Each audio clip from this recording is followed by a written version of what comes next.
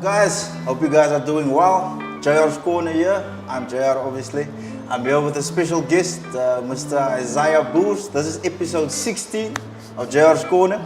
My man, Good to see you. thanks for pulling through. Thanks for pulling through. Thanks man. for having me. Thanks for Sweet, having me. man. How's it being in the motherland again? It's good, man. I mean, I don't know. My skin is already. It's getting darker. I've been here for about 5 weeks now. First I was in Potch. Yeah. It's now my first week here in Stellenbosch, and yeah, man. Yeah, Loving it here. Loving it. Nice. Nah, man, thanks for taking out the time and just come having a chat with us here on JR's Corner. I know you're not unfamiliar with South Africa, Nah. and especially Stellenbosch. I know you've been here a few times, and obviously that's where we got to know each other. So, guys, for those of you that might not obviously know Isayah, he's a track athlete, 400-meter athlete, specialist. But also a multi-talented fella, you know. But I'll let him get into a bit of more of that. But Isayah, just tell us a bit about your background. Just your background, your family background, life, you know. Okay. So yeah, I was born in Amsterdam, the Netherlands. I lived there till the age of 9. At the age of 10, I moved to London, to the UK, to live with my grandma. And I've lived there for 7 years, hence why I got the English accent. Yeah, the accent. Yeah, I lived there for 7 years, and then I came back to Holland. Yeah. Yeah, that's me. I've got 2 sisters. I only live with my mum. Me and my parents got divorced when I was young. Okay. So I don't really know my dad. I actually met my dad this past summer for the first time properly. We had a couple of conversations, and we spoke. And yeah, that's me. Nah, that's good, man. So you say growing up in the UK, how was that different, you know, from the UK growing up there? Did that have a big influence on your athletics or Yeah, for sure. ability? I feel like it's had a big impact on my life in general. Like, I mean, from the ages of 10 to 16, that's your development years as the kind of person you strive to be, in a sense, as an adult. So yeah, in terms of athletics, like I always was talented. And in Holland, I would easily win the competitions. And then in the UK, you've got so many talented kids, teenagers. Yeah. So I think my first big competitions was one of the school competitions, and I think I came dead last in the heats of the 200 meters, and that's when I got like a wake up call, like the talent won't take you this far. So I started then working, and then it's kind of got me to where I am now. And also like with the music I make, it's all English. So yeah, I take everything that I did there as to who I am today. I kind of Yeah. Okay. All right. And I mean, obviously, you know, some people, you see the guys, you know, that's on the big stages, especially like athletes and those type of. I'm thinking of a guy like Usain Bolt, for instance. You know, multi-faceted type of individual. You know, and I don't see him as an artist, but obviously he dabbled in, you know, makes music and was a part of a few big tracks as well.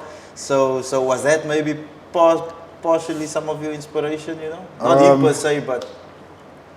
Yeah, no, I feel like my mum mainly like told me anything I wanted to do, I can do. Yeah. As long as you just put your mind to it. A bit cliche, of course, but Yeah. she's just always told me like, you can literally do anything. So, and I knew I always had a talent. I used to be good at drawing. I used to join a friend to the studio all the time before I actually started making music myself. Okay. And I used to write lyrics with him. Okay. And I could tell like I was already good. And yeah, I mean, if you just spend enough time putting it into one craft, then eventually it will flourish. Yeah. And I feel like anyone can. It's not me because I'm talented or anything. I think anyone could just, if you just spend enough time on it, you can just flourish. No, that's really amazing. I mean, that's an inspiring story as well for the viewers and people that are watching this. You know, just for youngsters to encourage them, to tell them, listen, yeah, you can. If you set your mind to it, as you say, you can actually do it. So Stellenbosch, you know, I mean, I know you've been here a few times, you've been to Potch a few times. Why do you guys normally come here to Stellenbosch? I mean, the bulk of the athletes. I think Stellenbosch is just known as the place for the training camp to happen. There's a lot of international athletes coming here. I don't know why Stellenbosch specifically. I mean, the facilities are great, of course. Yeah. I think mainly because also in Europe, there's only like an hour time difference from where I live. And usually we'd go to maybe Florida, but then you've got, I don't know, 8-hour time difference. So you're jet lagged when you arrive there, and then when you come back, you're also jet lagged. Yeah. When we come here, we don't have time difference. So we're already used to the time. The weather is good all the time. It's never raining since I've been here. So I mean, you guys come in the heart of summer. in the heart of summer, exactly. So, and it's quite cheap as well. So I think it's very ideal, and the vibes are always good here. Yeah, nice. 100%. Stellenbosch is a good place, especially this time of the year. You know, you can't go wrong. Yeah, exactly. Next, basically, so obviously you guys are it's prepping for Olympics. You know, going into next year. Yeah. How is the preparation look? You know, how does it look for you? So actually, currently I'm dealing with a small injury. So I have a stress fracture in my shin. Actually, it's recovering right now. Yeah. I did a scan the other day, an MRI scan, and they said the bone was recovering. Yeah. So my preparation is slightly different, but it's not different in the sense that I'm missing out any competitions, because usually we have an indoor season from January to, I'd say, about March. Yeah. And I was already not planning to do that because of the Olympics in the outdoor season. I was just specifically prepping for the outdoor season. But in terms of competition itself, it's very hectic next year. You've got the World Relays, we got the European Championships, and then the Olympic itself. Yeah. So it's just going to be very hectic, and I'm just trying to focus all my energy, put all my energy into the outdoor season, and just make sure I peak right on time. Yeah. That's for the Olympics. But firstly, we have obviously the World Relays. Yeah. And we need to qualify the relay team first. When does that come down? That's in May. Okay. So I leave it up to the coach. It's not up to me how I peak, because that's in May and the Olympics is in. That's 400 relay, or is it 200? Yeah, the 4x400 relay. 4x400. Yeah. Okay. Yeah. But obviously, because how's the team looking? I know obviously you're talking about a bit of a niggle. And I understand you guys. That's actually one of the next things I wanted to jump into. Like I've seen you guys here in the gym, and I see you guys are actually a close knit. Yeah. I would like to call you a family, you know, but of a brotherhood. How is that, you know, that type of camaraderie, you know, between the gents? I see you guys have a lot of fun. I think the family was actually kind of created during COVID. Yeah. Because obviously we're also very fortunate that just Holland, for the audience, guys, they all look the same spec, you know. So it's all brothers, dark of complexion. That's true. Now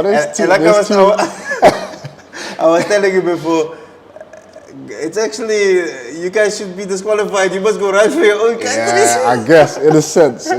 So the Dutch is getting spoiled for choice, eh? Yeah. It's crazy because Holland is a small country, but we've got quite a lot of depth. And diversity. And diversity as well. Yeah. But I was about to say, so like how the family setting was created was during COVID, because we all train in this national training center, Papana, as I was telling you before. Yes. And when COVID hit, like we were all staying in this place already, so no one could go back to see their families. So we only had each other type thing. So we'd have barbecues together. There was nothing to do, and then we've been drinking 1 or 2 beers. But I mean, need to relax as well. Exactly, we need to relax as well. But and I think that's when we really got close and we really became a family. And actually, after that year, we started getting the medals. Like we weren't even recognized on the international level before that.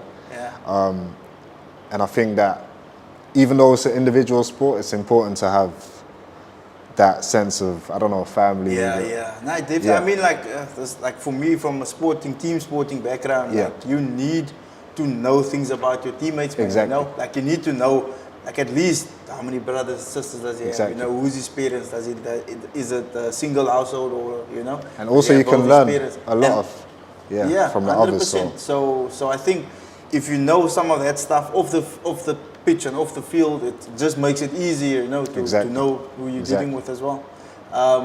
But with that said, like in terms of, okay, so you guys, you Team Holland, so who's your most fierce opposition, like with other countries? without a doubt, Lee Marfin.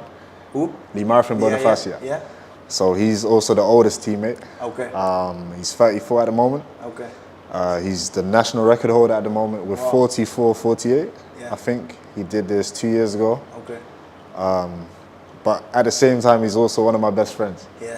And then people would be like, "Oh, how's he your best Hey, friend?" bro, Angel, iron sharpens biggest iron, bro. competitor. Exactly. So, That's how I see it. I Yeah. just see it as if at training he's better than me one day, I just Yeah. come back the next time and do better than him. 100%. And I know he views it the same way. And he's always said that if anyone was to break the national record, it would be me. So Yeah. it's like yeah. it's just mainly love. Yeah, it's from a place of love. It's a brotherhood, and Brotherhood. I mean, I won't call it like a mentoring, you know, but because you look up to him. You In know, a way- but in you a way guys- I do, But you guys yeah. compete together as well. Exactly, yeah. But what I actually want to know as well, like other countries, who's your most fierce opponents? Okay, maybe the Americans, the Jamaicans. I don't know. You've the obviously, British. well, I'm here in South Africa, so it's only right. Give a shout out to Wade. Oh yes. Coming back The next goat. year, he's gonna do some crazy stuff next year for sure. Nice. So yeah, and that actually he's also a person I've looked up to. Always, when I've got an important race, well, 400, I've only started doing it for 3 years now. Yeah. But in the beginning, when I had an important race, I'd always look up the world record race Yeah. and see how he ran that. Oh, And yes. Because I'm coming from the 100 and 200 meters, so I Yeah. open fast. And that's Okay. kind of what he did. in his race. What's your 100 and 200 PBs? 10:46. Yeah. It's decent. Wow, that's pretty good. And 20.85. Okay. So this was as a junior, and Yeah. then when I became a senior, I started. How were you it doing 400. as a junior? How were you ranked? So I think in 2018 I went to the World Junior Champs, and I made it to the semi-finals. I ended up being 14th, I think, in the world. Yeah. So it was okay, but naturally I don't think I'm a sprinter Yeah. at heart. Like I'm fast, but I don't have that next level capability. Like, because when I reached to the World Juniors, I was like, yo, these guys they're Yeah. different. Like Yeah. the Japanese, they had the frequency. The Americans just naturally built, powerful, and Africans whatnot. Yeah. So yeah, when I got there, I was like, yo, I need to something needs to change, and then. But I I mean, you half Caribbean as well, you know. Yeah, so that yeah, actually yeah. tell us a bit about that. Your dad's background and your mom's yeah, background. so my mom is actually Jamaican, yeah. and my dad is. And that's where the track comes from. That's where the track comes from, exactly. Yeah. And I kind of blame my dad, I guess, that I am slower. But I feel if my dad was Jamaican. So you think if it was full Jamaican, if it was full Jamaican, I would have been a champion. 100 meters champion Already. Exactly. Not to say I won't be a champion. I'm going to be a champion for sure. Yeah, I But, mean, you're still young, bro. You exactly, still need to hit your peak. Steady progress. Yeah. That's How I old are see you it. now? I'm 24. Yeah, man, you're still young. You still hit your. Still when you need to- get to my age. How old are you, buddy? Turning 33. That's not bad. That's not bad. Yeah. That's maybe when I'll retire. So. That's why I'm retired already. How's it for rugby though? How's it? Like what age roughly? I mean, you know, in today's time, there's some guys that play up to close to 40, you know. Okay, wow. Yeah, there's some guys that can push till 38. There's guys that go out of retirement and they come back, back. you know. Wow. Yeah. I actually saw there was an Australian Aussie international Matt Gito. Matt Gito, if you watch this, shout out. He was one of the goats for Australia. I see he's making a comeback for like 2 seasons in the States. Wow. He's turning 41, or he's 41. But his caption on his Insta was like, "This is definitely his last season."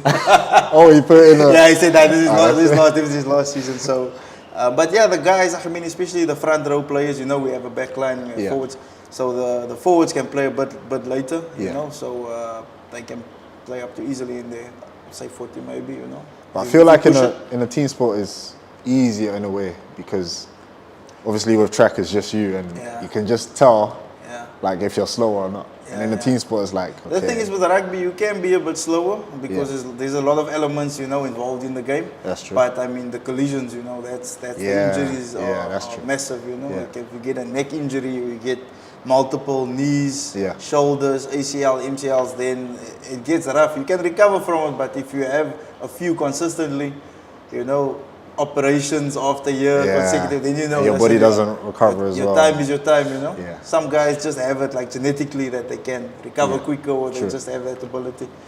As you see how we got sidetracked into this whole. It's like a loop, you know. If you have a good conversation, just keep going. Woo! Yeah, man. So where were we now? Dun. I was asking you about your competition, like the other countries. So what was actually interesting of what you said was about the Japanese. You say they have that. But this guy I'm talking about is actually Chinese. The 100 meter. Bing Chun's Su? That guy is so powerful. I think he had the fastest first 60 meters during 100 meters. Yes. I can't remember the exact time, but. And that was the first Chinese in the final. In the final as well. Yeah, because I remember the previous Olympics, World Champs, maybe 4 years. I think when Bolt was in his prime. Just mainly. It was just African, just bro. People. It was just African. Yeah. And that's insane because they run for different countries. Exactly. But you're still African. You run for Great Britain. Exactly. But you're still African. You run for Holland. You're still Britain. You know what I'm saying? So right. that is amazing. And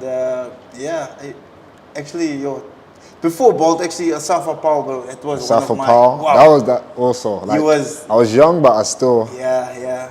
There was a period when I was doing sprinting as well at school. Obviously not your level, but just for rugby, you know, just for the pace. And I was. Is that why you went bold? Nah, joking. Oh, you firing shots? No. No, it's a by that time I wasn't bold yet. I still had a hairstyle. Okay. It's chill, bro. It's chill. I'm easy. Okay. But Asafa, he was definitely one of the guys that I looked up to, you know. Just his running style, man. The technical aspect, the best. Out of the blocks, fluent, through the middle, the motion, through the top end. Everything. Yeah. But then when Bolt came around, I think it got to him mentally a bit. Yeah. Because he would if he see Bolt right in front of him, he would, I think to this day, he would fake an injury. Oh yeah. And we'd just walk it off. But sure. Yeah, he was amazing. Just you're talking about injuries and stuff. Just setbacks in your career as well. You know, I know you're struggling with a bit of an eagle now. Mm-hmm. Setbacks and obviously how you overcome and how does athletes overcome it. You know, in general. I know it's not easy. Like you say, you're pushing for a big event. Yeah. And then you get a bit of a setback that won't get you into peak going into the competition. Now, how do you overcome that? It's you got to make sure that what I realized actually last year, that you got to make sure you don't fully. It's important to not fully invest your 100% into the sport in a way, which sounds weird because obviously to be the greatest you got to sacrifice a lot. Yeah. But at the same time you got to know that you've got family. There's more things to life than just running. Yeah. Obviously, I love running. It's my number one priority at the moment. And I want to make it to the Olympics. I want to do great things, but at the same time, I'm also a brother, I'm a son, I've got family, I've got my music, as I said, which I'm into. And you just got to it's hard to do whilst you're injured because especially in an individual sport, I feel like you're already on your own and then it feels like no one's looking back to check on you and stuff, and people forget about you quick. And so it gets really mental at times, but you just got to take yourself out of that headspace and just live life in a sense. Start looking at the other things to keep you motivated. Yeah. I think actually for you have a bit of an advantage over the other guys, because if athletics don't work out, you have the music, You can say that I actually made it, but if I don't make it there, I can make it here. But I mean, on a serious note, I think creatively, man, because you have that creative aspect as well. So it takes you out of that whole stressful mind frame Exactly. of, you know, you have to perform, you have to push now for this. Obviously, you have to perform, you have to do well, and you have to do your best always, you know. But you have that X factor, you know, the Yeah, other element yeah. that you can tap into. For real. And I think it can take you different places as well. You know, I think that's actually amazing. And like, just on the topic of the music, man. Like, what like inspires you to create a certain song? Or I mean, I've watched many interviews with guys like Pharrell and those guys. You know, the big songwriters and musicians. Yeah. What inspires you specifically, you know, like to write a track, or hopefully obviously write a hit track one day, you know? I feel like I've got different type of songs. So a lot of the songs I write come from a place of emotion. So if I've been through something, or yeah, that's when I tend to write, I think personally, the best songs. Yeah. But I've also got a few commercial songs which were literally just me and the boys in the studio, just vibesing. Oh yeah. And yeah, just kind of mainly life experiences, what I've kind of been through. Yeah. Even if that is in a negative or a positive, Oh, yeah. not negative, but like Yeah. the downsides Yeah. or upsides. But I see like your music has a bit of a trend, you know, like it's a very romantic type of, you know. You have a romantic vibe in you, you know. It's like a bit of a What can I say? a neo, you know, a neo vibe. Yeah, I mean, yeah. Is there a specific lady that you're singing to, or you're thinking about a specific Yeah, there have been feeling, tracks you know? Yeah. that I can tell you Deep End. I was going, the track called Deep End. Yeah. I was going through a little heartbreak, Oh, shame, man. and yeah, that's years ago. I'm not mourning over you anymore. Don't worry. I'm joking. No, but yeah. So I was. Don't worry. That's the thing. That's if you write about love and heartache and stuff, that's universal. Everybody's universal, had their heart exactly. broken once Exactly. upon a time. So everyone can relate. I Exactly. remember my first heartbreak. I was 14 years old, man. Yeah, 14. That was the first girlfriend I had, and eventually, after about say a few weeks, she was like, "Nah, I don't think it's working between us." And I was like, You remember that song, "Lonely"? Yeah, Lonely was yeah. fire that time. Akon, yeah. Listen to "Lonely." Yeah, man. Shed a few tears. No. But don't worry, that's long gone. So I mean, we actually zoomed through some of these other questions as well, and I mean, your downtime, I'm sure it's obviously involved. What do you do? I mean, as a professional athlete, what do you do for the downtime? Just relaxing a bit, you know? It's relaxation. I like to. So actually, me and Lee Murphy, we like to go to the spa a lot. Yeah. Just chill, relax, Yeah. Get a massage. get a massage, Yeah. and just man, not do too much. Yeah. I think I used to party quite a lot. Yeah. That was also before I moved to Papendal. Yeah. I used to live in Amsterdam. Yeah. That's the place to Amsterdam party is and a stuff. crazy place, eh? It's crazy. Crazy Nightlife place. is crazy. You know, I was there. Like, as I told you before, my brother lives there. I was there in 2004. So I mean, it's years ago. But yeah. I was there as How old were you then? young. I was 13. Oh yeah. 13 years old. Yeah. So I was there. I mean, I wasn't a teenager, but I could see some of, you know, I wasn't out partying, Yeah, obviously. But if you go through the roads and through the streets and stuff, you know, like you just see like it's a whole other vibe, man. You know, It's the a place. different vibe. Yeah. It's something else, you know, to see, and the diversity in a city, man. You know, I think Yeah, that's the it's first crazy. time. I mean, South Africa is diverse. Obviously, we're known as the Rainbow Nation, but in Amsterdam, I actually saw something totally different. You know, like Yeah. different races. You know, like you get your Arabs, you get South Yeah, Americans. you have so many mixes You and- get so many mixes Yeah. of people in one place, and that was true. amazing for me to see. Yeah. Actually bought my first pair of rugby boots in Amsterdam. Oh, okay. Wow. Yeah. Wow. It was still the Air Zoom. It was a Nike Air Zoom. It was like a maroon and grey with the, I don't know if you be old enough to remember. Maybe I don't I know. know the air zoom spikes, but Yeah, so it's I don't similar. know So that. they had like a lace that came that ran like across Okay. the shoe. Yeah. Yeah, I think I don't know if it was Ronaldo that was endorsing at that time, but obviously the guys. That were- Ronaldo, the black ones. It was a grey, grey and red. charcoal and red. Yeah. Yeah, I think maybe Beckham that was. Yeah, that was my But first. let me not speak too much on that. 'Cause I can't. I'm joking. On the football boots. Huh? On the football boots. Nah, Shout out to. Shout out to. Do you want to give a shout out to your boys? shout out my boys Puma. Nice. Always providing me with stuff whenever I need, and yeah, doing the best thing out there at the moment. Nice, That's all I nice. gotta Maybe say. Puma can help on board and support us as well. Come on, JR's corner, get with it. Cheers, go to I'll Puma. make sure. Puma. Let's go. Let's go. Yeah. So I mean, yeah, we're actually getting close to the end of our conversation. I think organically it was a really good Yeah, chat. for sure. There's a few things I actually want to mention as well. I want people to find out where can they find you? You know, your music. Firstly, before you say that, brother, check here. You know, I actually made a track as well. You made a track. Yeah. For real? Back in my rugby days. Yeah? That's why I don't know if you see my Instagram handle is JR Easy. So that was the name. Oh, that was your artist name, JR Easy. that was the So name. where did the Easy come from? The Easy. Yeah. Nah, it was my surname is Esther. Oh, okay, then. So it's just JR Yes. Easy. Yeah, Yeah. So me and this other guy, we made a track.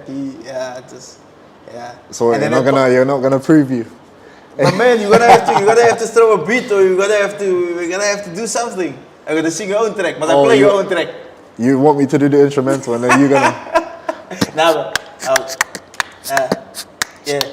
nah. That beat is not gonna work. That beat is not gonna work. Okay, I'll give you a few lines, nah? So it went like this: times are tough and the world's in a recession. I make a living and that's truly a blessing. I'll show you how on a daily basis I'm so motivated. That's your conversations. Go down on your knees every day and praise the Lord. Praise the Lord for the food in your plate. Amen. This is me. I'll give you nothing less. My rhymes are sick and I'm lyrically blessed. I have a sound mind and a crisp persona. Writing rhymes from time just like alone. Now listen, girl, this is me. And what you get is what you see. Okay. So take your time and think about it. If I'm your guide, then I'll know you love it. You get game changers, I'm a pioneer. Like Columbus found the States, I would find your ears. Now wait a minute, you get Obama, you get me, you get a girl. That's what I see. My one and only see. Okay.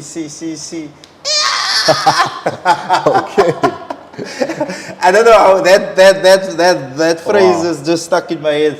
Obviously it comes with a different beat. But you talk about God, you talk about girls, you talk about A lot of stuff. everything in one track. Yeah, everything in one track, yeah. But I had another guy that did a few verses with me. Okay. Yeah. But who was your inspiration? Because it sounds a bit like old school music, I think, like West Coast a bit. Yeah, it's a culmination, bro. Tupac, Biggie, Yeah. old Kanye. I used to Yeah, love old Kanye bro. was- not new Kanye. New Kanye. old Kanye I was- think new Kanye to say pre-2015. I think. Yeah. And you? Like with the rappers and the stuff? I mean, today it's obviously I love J. Cole also. Yeah, J. Cole. He's the GOAT. Yeah. For me. Same, honestly. Yeah. Honestly. But my actual favorite is a UK rapper, Dave, Santan I Dave. know Dave, yeah. I know You know Dave, yeah. I actually thought And I feel like- I thought he was from the States. Yeah, like he comes across very Yeah. international-ish. Yeah, But like you. I try.